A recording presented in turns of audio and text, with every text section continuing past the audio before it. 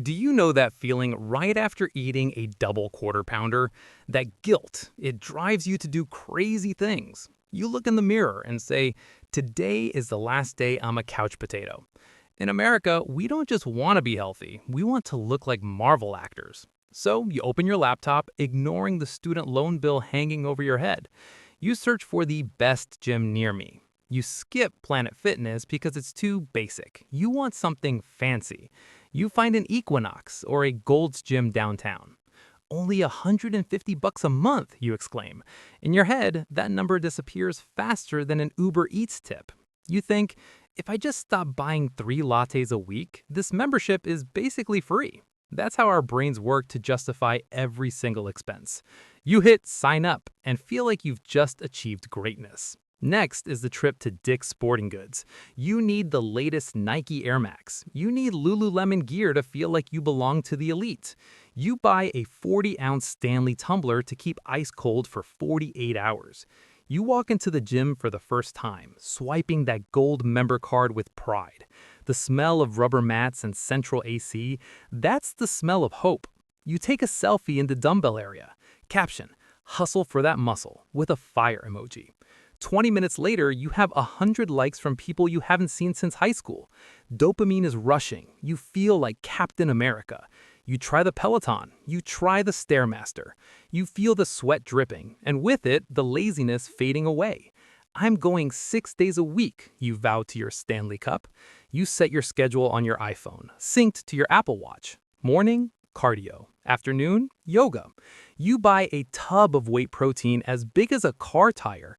You believe you have total control over your destiny. You start talking about macros and keto to everyone at the office. You feel disciplined, like the American dream itself. But the gym knows a secret you don't. They know 80% of people like you will vanish after President's Day. They love your temporary enthusiasm because it comes with a 12-month ironclad contract. You signed the small print without reading it. You think it's a commitment to health. They know it's pure profit. That night, you dream of fitting into a swimsuit in Miami. You feel like a winner in this system. You don't know the system is designed for you to pay and stay home. Tomorrow will be explosive, you tell yourself. You set 3 different alarms. You're ready to crush it. You are an ambitious American. You have the membership, the gear, and the passion. But you don't have the habit yet. And a habit can't be bought with an American Express card. Welcome to reality. Week 3 and the early morning chill starts to attack. The alarm goes off, but you see it's pitch black outside. Just one snooze, you negotiate with yourself. In America, we work long hours. Sleep is a luxury. "I need rest for peak productivity," your brain starts gaslighting you.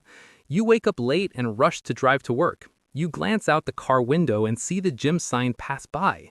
"I'll stop by after work today," you promise yourself. But in the afternoon, the I-95 is backed up like a giant parking lot. You spend 45 minutes inching along to the sound of honking. When you get to your neighborhood, you see the Taco Bell calling your name. "I'm too tired for this." The gym bag in the back seat seems to be judging you. "Don't look at me like that. I have bills to pay," you snap back silently. The weekend comes and you plan to go, but there's an NFL game. You can't miss the home team's game, right? Watching football is a community activity. It's good for mental health, you rationalize. A week passes and the gym card stays silent in your wallet. It starts acting more like a lucky charm than a pass. You think just carrying it will make the fat melt away.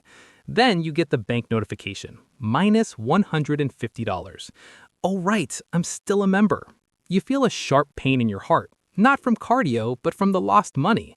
But you reassure yourself, "I'll make it up next month for sure." In America, we are great at delaying gratification, but terrible at delaying laziness. You see your coworker with a meal prep container of chicken and broccoli. You look at the 5-pound protein tub in the corner, starting to collect dust. It's like a monument to unfinished business. You start to hate the weekly emails from the gym. "We miss you. New Zumba class starting." "Leave me alone," you mutter as you hit delete. You feel gaslit by your own gym card. You start looking for reasons why you don't go. The gym is too far, even though it's a 10-minute drive. The trainers aren't friendly, even though you've never spoken to them. "I don't have enough time," while spending 3 hours on TikTok. Truth is, you're afraid of the pain of working out. You love the idea of a fit body, but you hate the price. In America, that price is measured in monthly dollars. You're paying for a virtual ego. You're paying to feel like you're still trying. But your credit card doesn't know how to lie. It records your absence with absolute precision. You see people running in the park in the snow. You think they're crazy, but you're the one losing money for nothing. They are getting value for free. You are paying a fee for emptiness. The cycle of pay, skip, guilt starts to tighten around you. You are a model American citizen in the subscription economy. You subscribe to everything, but use nothing. Look, let's get real like a Wall Street investor. You're spending $150 a month on that Equinox pass. That's 1,800 American dollars a year. What could you buy with $1,800? A brand new MacBook Pro, a round trip to Cancun, Mexico for two, or 360 premium tacos. But no, you chose to donate that money to a billion-dollar fitness corporation. Look at how many times you actually went this month. 3 times? Seriously? 150 divided by 3 is $50 a workout. You're paying $50 for the right to lift a piece of iron for 45 minutes. That's the hourly rate of a mid-level lawyer in some states. Do you feel generous? The gym doesn't need you to show up. They just need your card to be active. In America, this business model is called sleeping members. They calculate that if every member showed up, the building would collapse. They rely on your laziness for their profit margins. You are sponsoring treadmills you never touch. You are paying the electric bill for neon lights you never see. Think about opportunity cost. If you put that 150 into an S&P 500 index fund every month, in 30 years, you could retire early on an island. Instead, what are you getting? A plastic card in your wallet? Many Americans say, I pay so I force myself to go. That is a total psychological failure. If losing $150 doesn't move you, you need a therapist, not a trainer. We're obsessed with owning access. We buy Netflix and watch nothing. We buy gym passes and don't lift. This is the disease of excess in American society. You're buying fake peace of mind that you're not neglecting yourself. But your belly fat doesn't care about your balance sheet. It only cares if you actually burn the calories. Imagine taking $50 and throwing it in the trash every week. Would it hurt? Of course it would. But because it's an auto pay, it feels invisible. That's the trap of the cashless economy. This silent waste is eroding your savings. You're working hard at the office to feed gym owners. They're vacationing in Hawaii with your no-show money. Do you think that's fair? Do you feel used? $50 a workout? That's an insult to the value of money. In America, we worship efficiency, but paying for a gym and not going is the peak of inefficiency. Stop being an accidental philanthropist. Look at the numbers and feel the pain, because financial pain is sometimes the only thing that wakes us up. It's time to change this game. Listen, I'm not telling you to give up health to save money. On the contrary, health is the best investment you'll ever have. In a country where medical bills can bankrupt you in a heartbeat, working out isn't a hobby, it's an insurance plan. Every time you lift, you're reducing your future hospital stay. Every mile you run, you're saving thousands on blood pressure meds. Gyms are great, if you use them right. It's where you build that American can-do attitude. But you don't need a 5-star gym to start. Old-school American soldiers trained with the basics. Discipline is in the person, not the fancy machine. The real waste isn't just the $150, it's the time you're losing to build a strong body. In America, we're often too busy to live until we're too old to enjoy. You pay hoping for a miracle? The miracle isn't in the card, it's in the actual sweat on the floor. If you go consistently, that $150 is the cheapest deal on earth. It buys you 10 more years with your family. It buys you the confidence to lead. Health makes you more productive, earning you more money. But if you don't go, that card becomes a curse. It reminds you every day that you're a promise breaker. Breaking a promise to yourself is the most painful kind. Do you want your kids to see a parent who always gives up? We teach kids about persistence, yet we skip the gym. Change the mindset. Don't go because you have to. Go because you're allowed to. Many people wish they had healthy legs to run like you. Don't waste that privilege for a comfy sofa. Consistency makes the body, not intensity. A bad workout is still better than one that never happened. Think about the feeling after 30 minutes of cardio. That feeling is better than any burger. That is the pride of self-control. That is the true spirit of American freedom. You aren't a slave to laziness. You aren't a slave to cravings. You are the master of your body. Money can be earned back, but time and health cannot. Don't be a wealthy American who is sick. Be a strong and sharp American. If the current gym doesn't fit, find another. If you like home workouts, buy weights for home.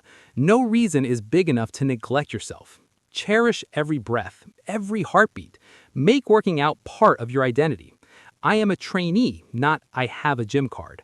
The difference between those two is a whole world. One is action, one is possession. And action always brings results. All right, time to act like the CEO of your own life. Step 1, look at the cold hard truth again. Open your bank app. Count how many months you donated for nothing. If the answer makes you uncomfortable, good. Pain is the start of change. Step 2, make the ultimate decision. Either you commit to 3 times a week starting tomorrow, or you call and cancel that card right now. Don't be afraid of the gym staff trying to talk you out of it. They'll say, "But we have a new offer." Don't listen. Say, "No, I am optimizing my cash flow." Sounds very professional and American, right? If you choose to stay, make the money count. Divide 150 by 12 workouts a month. That's $12.50 a session, the price of a lunch at Chipotle. Now the number looks reasonable. Turn the gym into your second office. Listen to business podcasts while you run. Solve problems in your head while you lift. Make it a lifestyle, not a torture. If you choose to cancel, don't feel like a failure. Use that money to buy a bicycle. Bike to work, save gas, burn calories. That's 3 birds with 1 stone. Or download a home workout app like Peloton.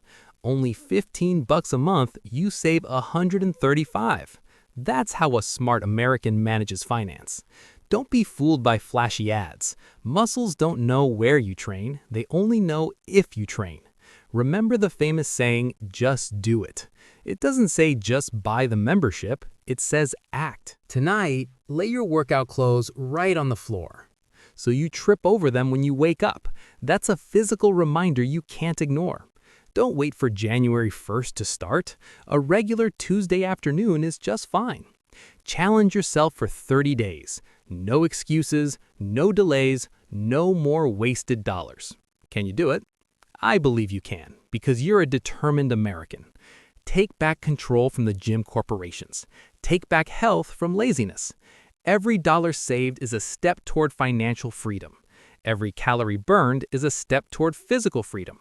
Stop being a philanthropist for treadmills. Be the master of your own destiny. Now, pick up your phone. Either set an alarm for 6 a.m. tomorrow or hit that cancel button. Decide and never look back.